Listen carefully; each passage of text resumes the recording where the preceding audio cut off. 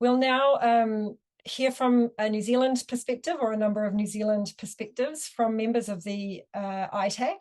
Frances Sweetman, Head of Sustainable Investment and Portfolio Manager at Milford, along with two of the Centre's founding partners, Adam Coxhead, Head of Sustainable Finance at BNZ, and Fontaine Moses-Takani, Director of Māori Strategy and Indigenous Inclusion at Westpac. Adam, why don't we start with you? And then we'll hear from Frances and Fontaine. And I've asked all of our speakers the same question. How can green taxonomy for New Zealand help mobilise more capital towards sustainable investments in New Zealand? Thanks, Jo, and kia ora koutou. Firstly, look, I think from a bank perspective, we've heard lots of reasons why taxonomies a necessary development in building a sustainable finance-based economy. But from the bank perspective, I think there's a few key points I want to touch on. Firstly, enhancing access to sustainable finance. So when you think about where sustainable finance came from, it started with super sovereign agencies and then moved into large corporates. These are sophisticated organisations with resources and capacity to manage and execute on complex and involved financing processes. Part of that additional cost and complexity relates to validating and verifying activities and investments as green or sustainable.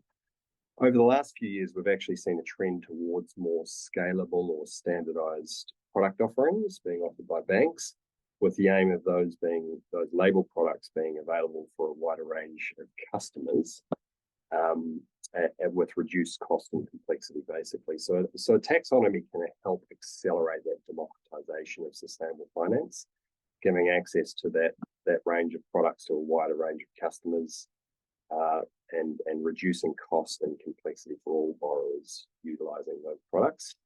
I think the second point for me is comparability, which from a consumer point of view or investor point of view is really important, to be able to look at the product offerings across the marketplace and compare similar products from different issuers or banks. Third one, really important, is greenwashing. The last few years we've rightly seen an increased focus around greenwashing concerns. And the response to that in some corporate executive and board tables has been a lean towards being less overt about what's being done. This is the concept of green hushing, which is equally not something that is that we want to see going on. So having common definitions around what is considered green or sustainable for Aotearoa New Zealand is a way of reducing those concerns and risks around greenwashing, and therefore reducing the occurrence of green hushing. And finally, the attraction of capital. Part of the role that we play as banks in capital markets is helping government and corporate customers raise capital on both domestic and international capital markets, and having a taxonomy that is interoperable with international taxonomy is a real enabler for continuing to attract competitive price international capital into those deals. So I know we're a bit short on time, but those are some of the key reasons from a bank point of view. Frances, over to you. Thanks, Jo. I mean, in many ways, I really want to just reiterate what has already been discussed on this call, but try and provide that perspective from a KiwiSaver provider, because one of the issues that we have in trying to mobilise this huge pool of capital in New Zealand is that we don't have a high number of green funds specifically dedicated to environmental outcomes or responsible outcomes, or sustainable outcomes, however you want to say it, in our local market. And one of the main reasons behind that is because we don't have this common language around what is green, what is sustainable, what is responsible. And there's a really high bar, as Adam said, to demonstrating that, and as there should be, because it is very easy to greenwash. If we have this common language created by a taxonomy around what is green, then that means we can reduce some of that risk and give KiwiSaver providers the confidence to offer some of these products. And we know we have capital demand for it out there in New Zealand. The New Zealand Consumer KiwiSaver survey last year showed that 11% of respondents wanted to invest in a responsible fund from their KiwiSaver provider, even ahead of financial goals. So that demand is absolutely out there. We just need to have the confidence to provide those products. And in Europe, there is about 5% of all funds under management invested in specifically green funds. And so that's a real marker for where we could get to. I mean, the other issue that we have as investors is always trying to deliver the best risk-adjusted returns. And when it comes to transition financing, which I know has been another focus on this call, a big part of that is the risk element, because a lot of those transition activities that we really want to get the funding to do have quite high risk. They have technology risk, and they often have quite high regulatory risk. Ultimately, we don't know which of these industries may get supported by government regulation or in fact be the victim of government regulation in the future.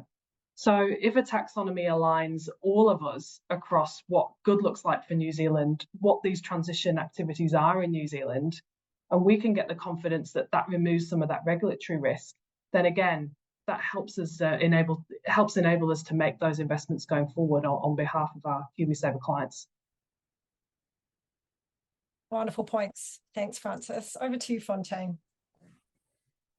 O tēnei te mihi mahana kia koutou, tēnā koutou katoa, mua mara e rangatira Rod Oram, sending aroha to his whānau at this time.